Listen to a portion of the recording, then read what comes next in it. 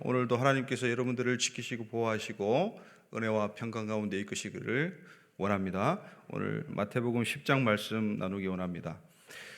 성경을 어떤 관점으로 봐야 될까요? 성경을 보는 관점은 많이 있습니다. 그 중에 최고는 단연코 하나님의 왕국, 하나님의 나라와 그 왕국을 다스리시는 왕이신 주 예수 그리스도. 할렐루야. 이 두 가지 관점이 곧 이제 하나의 관점으로 또 볼 수 있는데요. 이 관점이 학자들이나 모든 보편적인 신자들의 공통적으로 말을 하는 아주 절대적인 관점이라고 볼 수 있습니다.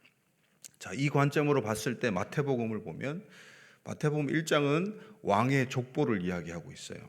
마태복음 2장은 왕의 출생을 이야기하고 있어요. 마태복음 3장은 왕의 세례를, 왕의 대관식이죠. 이제 왕으로 세우는 책봉식이죠. 그것을 다루고 있고, 마태복음 4장은 왕의 자격을 시험하는 광야 시험장이죠. 그리고 왕이 드디어 이제 7일을 시작하는, 공생애를 시작하는 그 모습이 4장에 담겨져 있습니다. 5장부터 7장까지는 우리가 또 잘 알듯이 산상수훈, 산상보훈이죠. 아주 주옥 같은, 금싸라기 같은 말씀들이 5장부터 7장까지 이어지는데, 그것은 하나님의 왕국의 헌법을 이야기하고 있는 것이죠. 그리고 7장까지가 그렇고 8장과 9장은 이제 왕의 표적에 대해서, 왕이 어떤 능력을 가지고 어떤 일을 행하는지에 대해서 이야기하고 있는 것입니다. 오늘 10장에서는 왕이 작은 왕들을 파송하는 이야기예요. 작은 왕들은 누굽니까? 제자들입니다. 제자들이 작은 왕들이에요. 저와 여러분들이 다 하나님 나라의 왕자들이고 공주들입니다. 할렐루야. 그 유년부에서 찬양하는, 옛날에 찬양하는 찬양 아시죠? 그 찬양이 그냥 나오는 게 아니죠. 그런데 질문이 있습니다. 왜 예수님은 제자들을 굳이 12명을 따로 뽑아서 보내셨을까요? 예수님께서 많은 고을을 다니시고, 또 어떤 사람은 제자로 받아들이시고 어떤 사람은 또 제자를 원해도 간절히 따라와도 예수님께서 또 거부하시는 그런 모습들이 복음서에 많이 나오고 있죠. 갈릴리에서 예수님을 따르는 무리가 예루살렘까지 예수님의 소식을 듣고 따라왔습니다. 사도행전을 보면 120문도가 나오죠. 적어도 120명이 예수님의 십자가 사건 이후에도 그렇게 모여서 기도했던 제자들의 그룹이라면, 여러분, 예수님이 돌아가시기 전에 한창 왕성하게 사역을 하실 때는 얼마나 많은 제자들이 있었겠습니까? 예수님의 12제자만 제자가 아니에요. 많은 제자들이 있었는데, 또 누가복음에 보면 70인을 파송하시죠, 그죠? 제자들 중에. 그러니까 적어도 예수님의 제자들은 수백 명에 이를 것이다라고 추측을 할 수 있습니다. 바울의 스승이었던 가말리엘, 성경에도 나오는 그 가말리엘이 당시에 1000명이 넘었다고 해요, 제자가. 가말리엘이 그 당시에 가장 뛰어난 랍비였는데 1000명이 넘었다고 해요. 그러니까 예수님도 굉장했겠죠, 그죠? 1000명이 넘었을지도 모릅니다, 예수님의 제자들이. 근데 그 중에 12를 사도라고 지칭하시면서 제자들을 따로 불러 모으시고 파송하신 이유가 무엇일까요? 그 하나가 질문이고, 또 하나는 과연 제자들은 누구인가 합니다. 누가 제자가 될까? 그 많은 사람들 중에. 우리가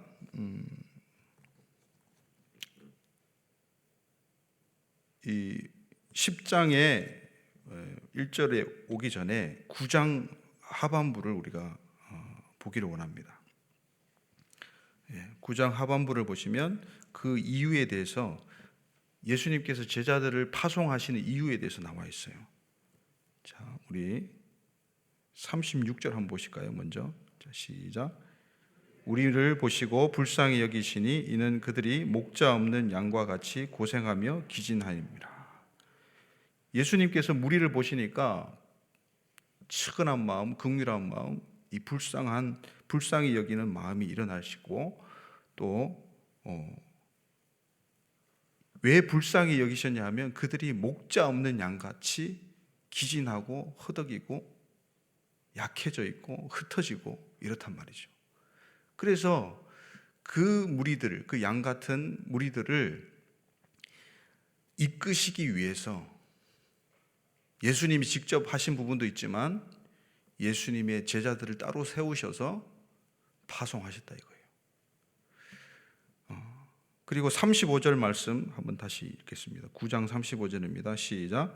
예수께서 모든 도시와 마을에 두루 다니사 그들의 회당에서 가르치시며 천국 복음을 전파하시며 모든 병과 모든 약한 것을 고치시니라. 아멘. 예수님의 사역을 이렇게 이 본문 가운데서 그렇게 우리가 볼 수 있겠죠. 크게 세 가지입니다. 회당에서 뭐 합니까? 가르치시고 또 천국 복음을 전파하시고 또 모든 병과 모든 약한 것을 고치시고 가르치시고 전파하시고 고치시고 이 세 가지 사역을 하셨다고 볼 수 있습니다. 그런데 이 문구가 똑같이요 마태복음 4장 23절에 나옵니다. 4장 23절 한번 띄워주시겠습니까? 자, 읽어봅시다. 시작.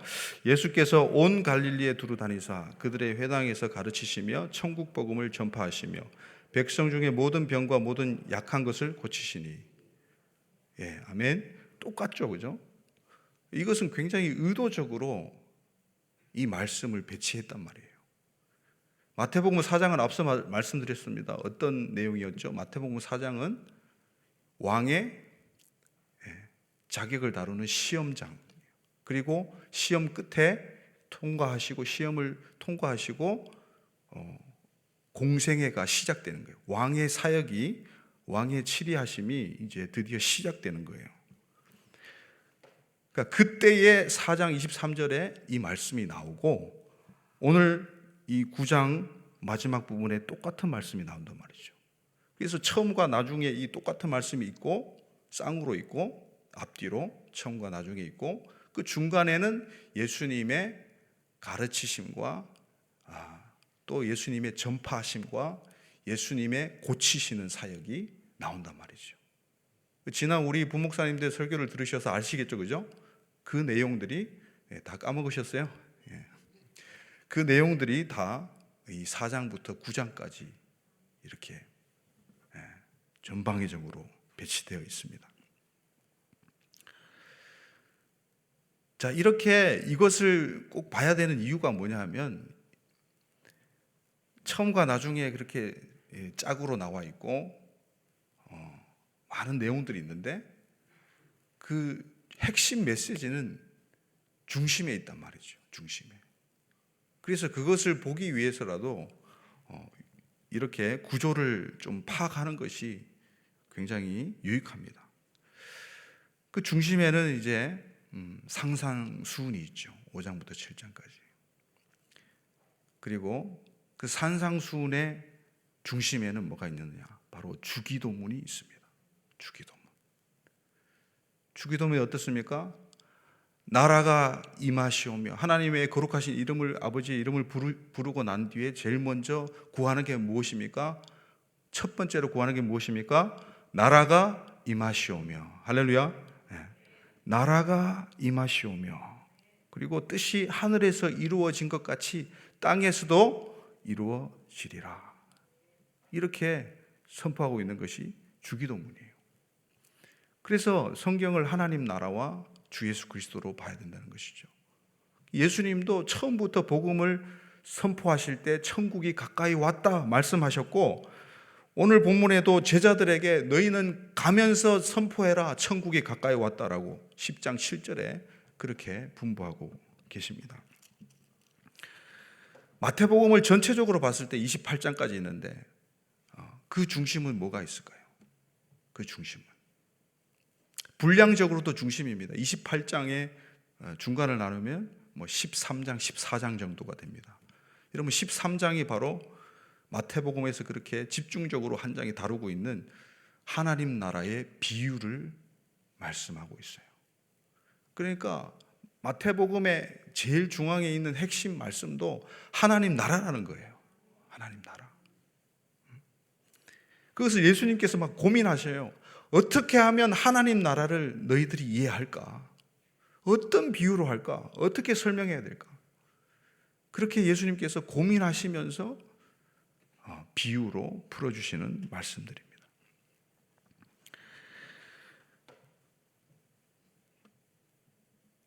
그렇다면 예수님께서 이렇게 하나님 나라를 세우기 위해서 또한 제자들을 파송하시는 것입니다. 믿으십니까? 여러분 저희 교회 이름이 뭐예요?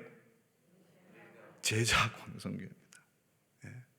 또 제자라는 이름이 붙는 교회들이 많아요. 여러분과 저는 제자입니까? 팬입니까? 제자입니까? 라는 책도 있는데 여러분 예수님의 팬이세요? 예수님의 제자세요?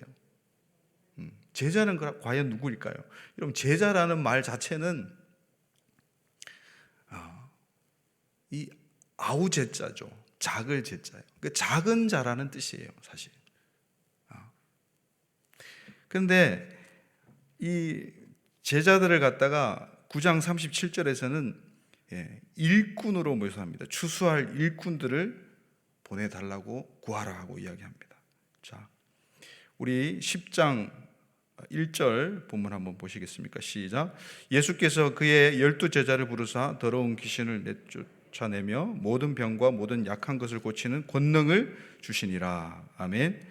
이제 예수님께서 하신 사역들을 그대로 제자들에게 물려주시기 위해서 권능을 주시는 말씀입니다. 그리고 나서 12제자를 갖다가 2절에서는 12사도로 이야기하면서 그 이름들을 12명의 이름들을 낱낱이 기록하고 있습니다. 그래서 이 12를 보내시는데 6절 한번 보시겠습니까? 시작. 오히려 이스라엘 집에 잃어버린 양에게로 가라. 너희 사마리아에도 가지 말고 이방인의 길로도 가지 마라. 이스라엘 집에 그 잃어버린 양에게로. 여기도 잃어버린 양이 나왔죠, 그죠?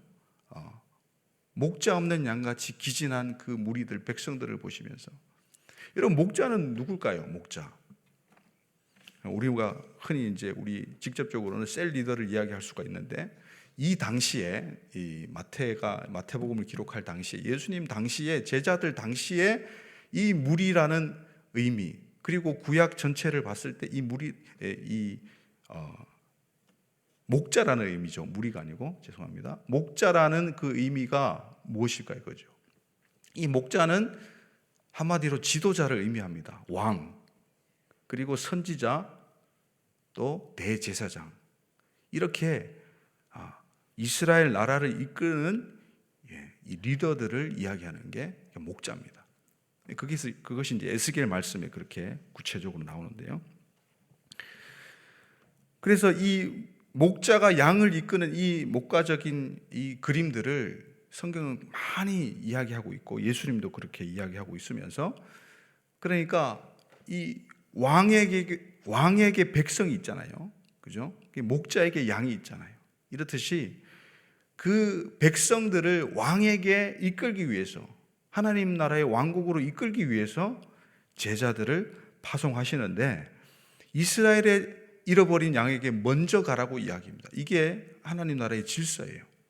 그래서 사도 바울도 똑같이 이야기하고 있어요. 로마서 1장에도 복음에 대해서 이야기하면서 먼저는 유대인에게요 그리고 헬라인에게로다. 2장에도 9절 10절에 보면 악을 행하는 각 사람에게 환난과 공고가 있을 것인데 먼저는 유대인에게요 그리고 헬라인에게로다. 그래서 유대인들이 먼저 핍박을 그렇게 받지 않습니까? 그리고 10절에는 선을 행하는 각 사람에게도 영광과 존귀가 또 평강이 따를 것인데 먼저는 유대인에게요 나중은 그리고 헬라인에게로다. 이렇게 기록하고 있어요. 그래서 이것은 이제 하나님께서 만드신 그런 룰이죠. 그래서 이스라엘 먼저 복음이 전해지고 그 다음이 이방인, 이렇게 되는 것입니다. 다시 이제 이방에서 이스라엘로 가는 그런 시대 가운데 지금 있습니다. 그렇다면 제자는 누구일까요? 제자는 누구일까요? 제자를 왜 파송하는지에 대해서는 이제 우리가 다루었고요. 제자는 누구일까요? 제자가 12제자 그 이름들이 나와 있는데 이 사람들이 누구이기에 제자가 되었을까요? 이 마태복음 10장에서 이야기하는 제자는 그렇습니다. 20절 한번 보시겠습니까? 20절 시작. 말하는 이는 너희가 아니라 너희 속에서 말씀하시는 이 곧 너희 아버지의 성령이시니라. 아멘. 성령으로 말하는 자가 예수님의 제자입니다. 할렐루야.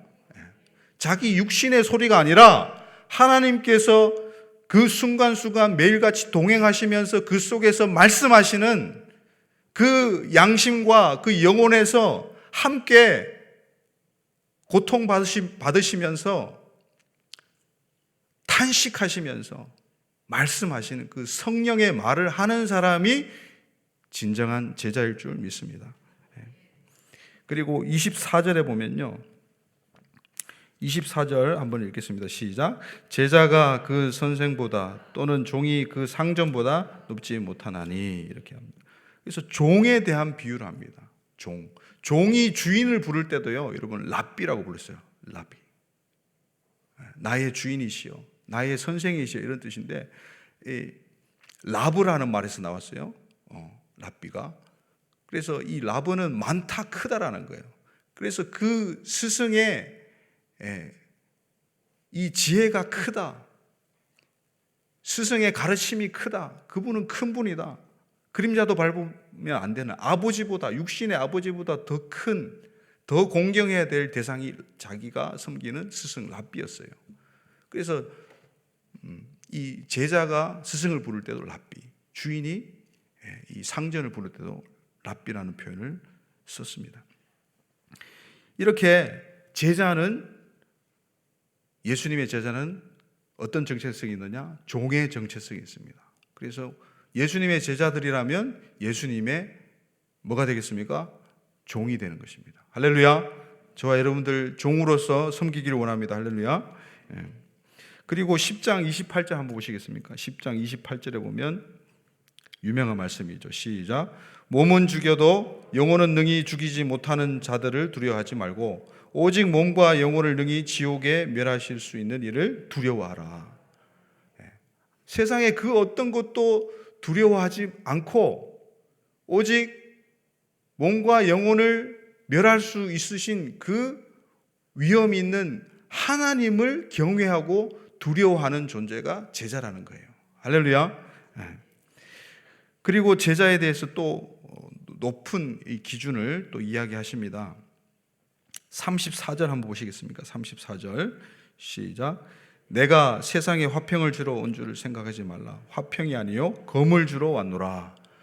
이 말씀 들으면 참 오해하기가 쉽습니다. 그래서 중세에는 오해를 많이 했습니다. 그래서 검을 들고 실제로 이 문자 그대로 검을 들고 막 진격 앞으로 해가지고 십자군 전쟁이 일어나지 않았겠습니까?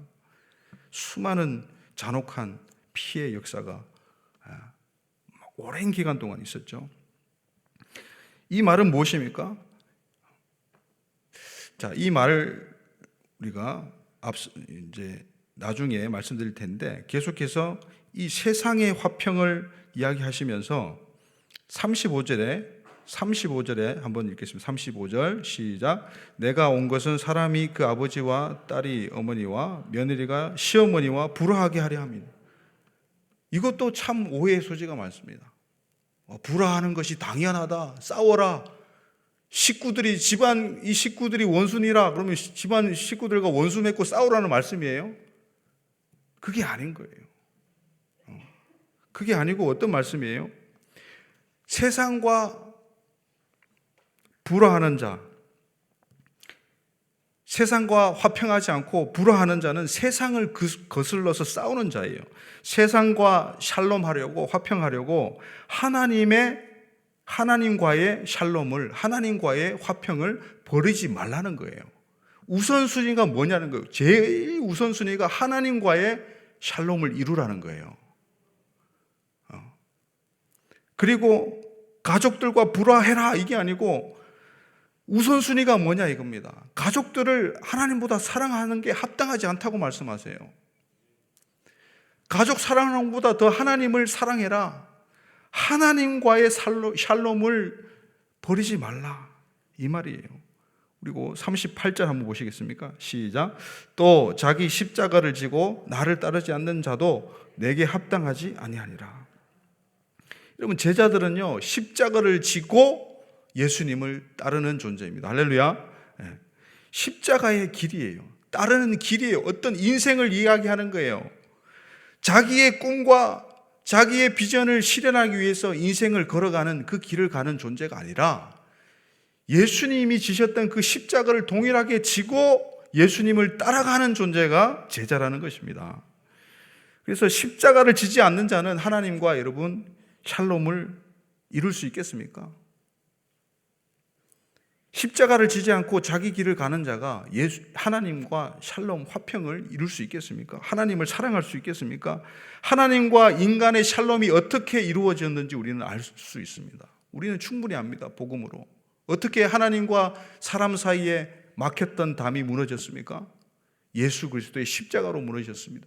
예수님의 희생으로 죽으심으로 하나님과 사람 사이에 샬롬이 이루어진 줄 믿습니다. 마지막으로 10장 39절입니다. 시작. 자기 목숨을 얻는 자는 잃을 것이요 나를 위하여 자기 목숨을 잃는 자는 얻으리라. 아멘. 제일 끝에는 뭐냐 하면 자기와 불화해라는 거예요. 자기와. 자기 자신과 타협하지 말고 주를 위하여, 예수님을 위하여 자기 목숨을 내어놓을 만큼 주님을 사랑하라 이 말입니다. 자기 육의 목숨과 타협하고 샬롬하려고 영생을 주시는 하나님의 샬롬을 버리지 말라는 말이에요. 그래서 우선순위에 대해서 이야기하는 겁니다. 우선순위에 대해서 37절을 그렇게 이야기하고 있죠. 시작.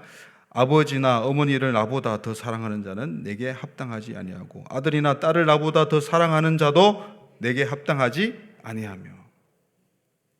하나님을 마음 다해 뜻 다해 힘 다해 사랑하라는 그 신명기 6장에 쉐마의 말씀이 또 여기 있습니다.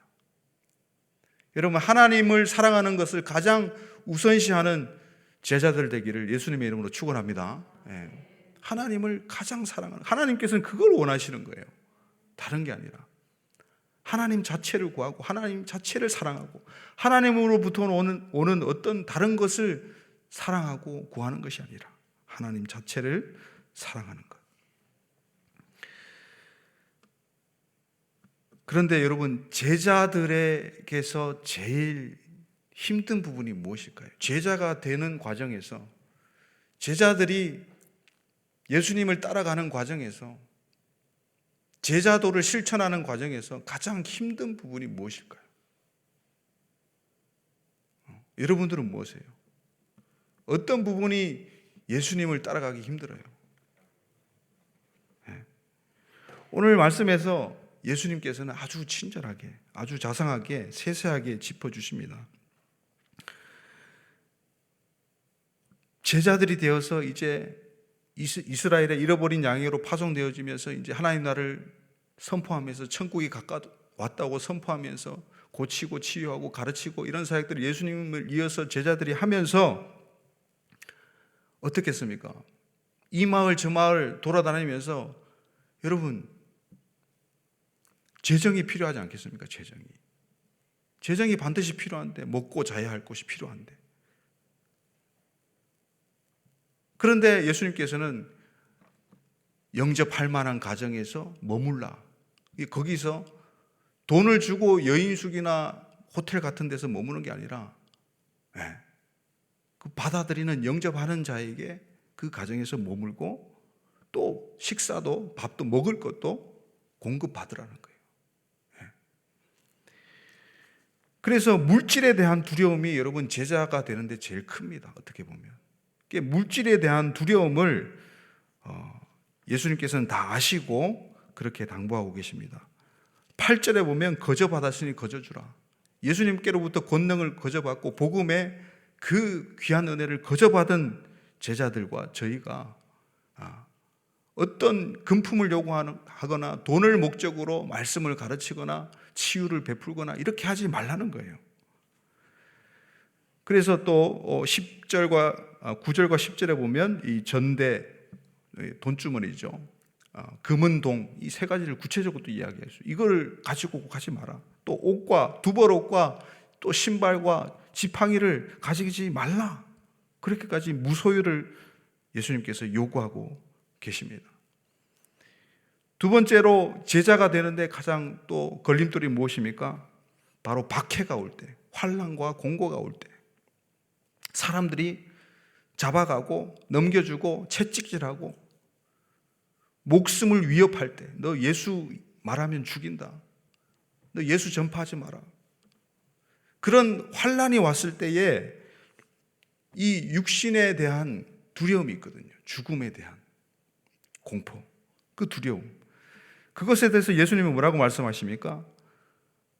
내가 너희를 머리털까지 세신 바 됐다고 이야기하고 참새 비유를 합니다. 참새 두 마리가 한 아싸로 인해 팔리지 않느냐.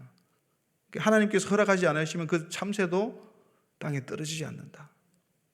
참새도 살고 죽는 게 하나님께 달려있다. 하물며 너희일까 보냐. 너희는 참새보다 귀하다라고 이야기하시는 거예요. 비교가 안 되죠. 참새와 사람이. 그래서 이 몸의 죽음에 대한, 육신의 죽음에 대한 이런 두려움을 예수님께서는 이미 아시고 이 두려움을 갖지 말고 오직 몸과 영혼을 멸할 수 있는 그분 하나님을 두려워하라고 이야기하십니다. 마지막으로 이 제자는 누구입니까? 이 제자는 나로 말미암는 존재가 아니라 바로 예수 그리스도로 말미암는 존재인 줄 믿습니다. 그 말씀이 18절에 나와요. 18절과 22절에 나옵니다. 18절 먼저 보겠습니다. 시작. 또 너희가 나로 말미암아 총독들과 임금들 앞에 끌려가리니 이는 그들과 이방인들에게 증거가 되게 하려 하심이라. 아멘. 이 증거라는 말은 증인이란 말하고 같아요. 그래서 제자들은요 증인입니다. 예수님을 증거하는 증인입니다. 할렐루야.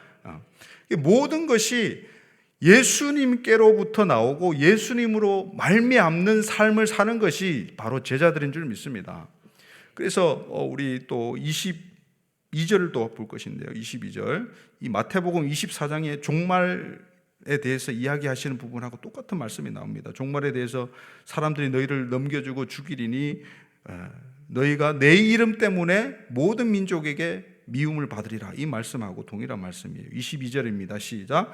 또 너희가 내 이름으로 말미암아 모든 사람에게 미움을 받을 것이나 끝까지 견디는 자는 구원을 얻으리라. 아멘.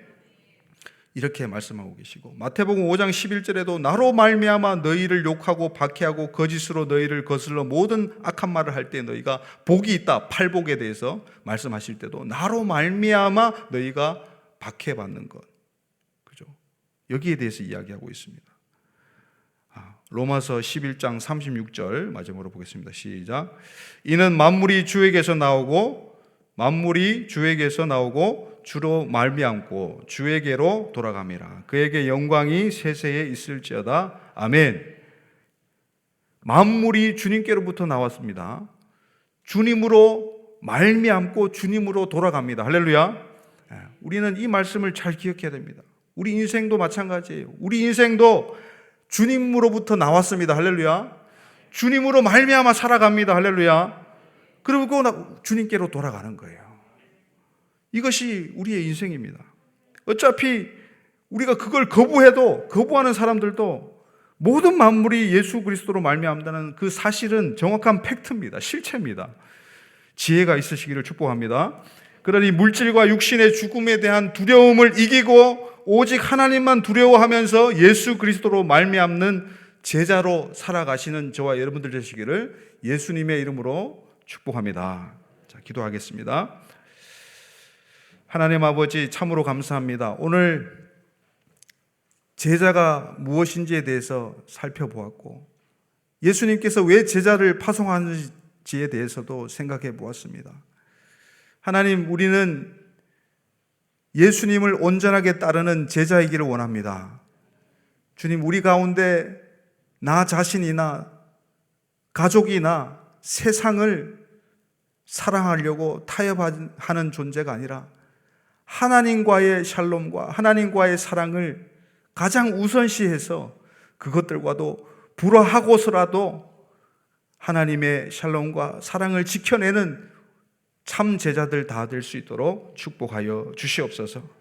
하나님, 우리가 세상 어떤 것도 두려워하지 않고 재정의 두려움을 느낄지라도 재정에서 자유롭게 하여 주시고 그 두려움에서 자유롭게 하여 주시고 우리의 육신의 안정과 육신의 또 환난과 핍박 가운데서라도 죽음의 위협 앞에서라도 우리가 두려움 없는 주님, 하나님만 두려워하는 그런 제자들 되기를 간절히 소망합니다.